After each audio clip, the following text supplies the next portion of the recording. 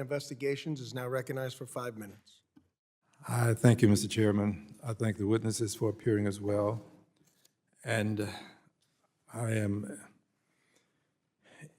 concerned. Mr. Oberdorfer, the FY 2026 appropriations package that passed the House last week cut overall public housing funding by nearly $500 million compared to 2025, including a nearly 15% cut to the Public Housing Operating Fund that allows PHAs to administer the program. I have a question for you, sir. HUD was formed in 1965 under the leadership of the Honorable John F. Kennedy, may he rest in peace. Has HUD, or this particular fund, the operating fund, ever been overfunded?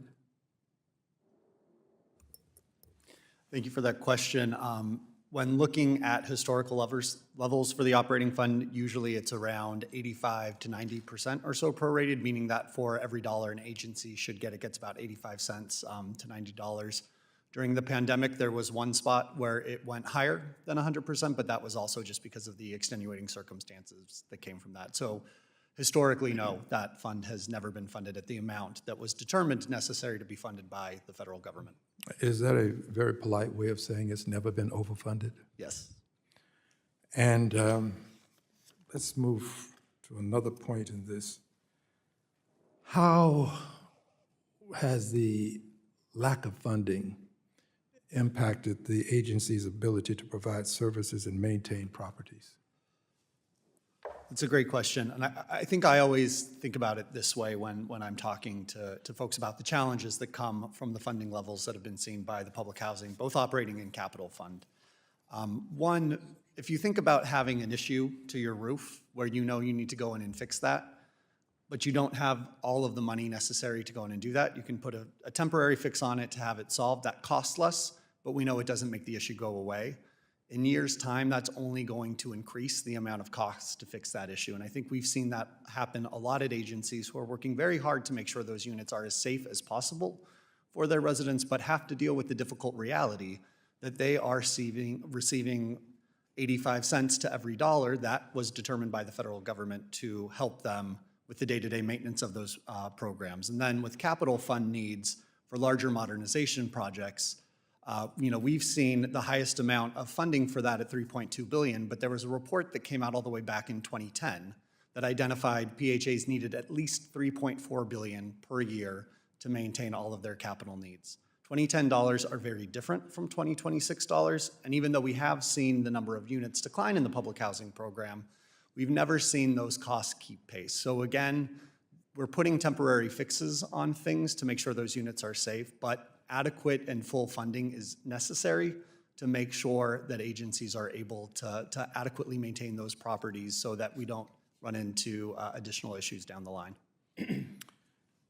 Let's move to the Housing Choice Vouchers program, March. Yes. And has this program ever been overfunded?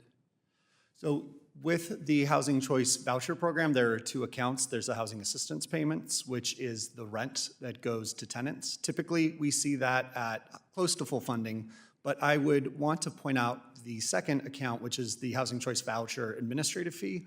That's the funding that agencies use to help folks get leased up, to help them manage their programs, make sure they're in compliance, make sure proper oversight is done. When looking at the admin fee, we have not seen full funding for that since 2003.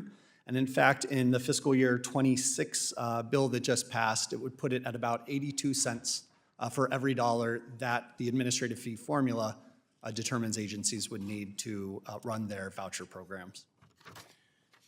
I find it quite interesting that the programs are underfunded, and someone has concluded that the solution is to underfund.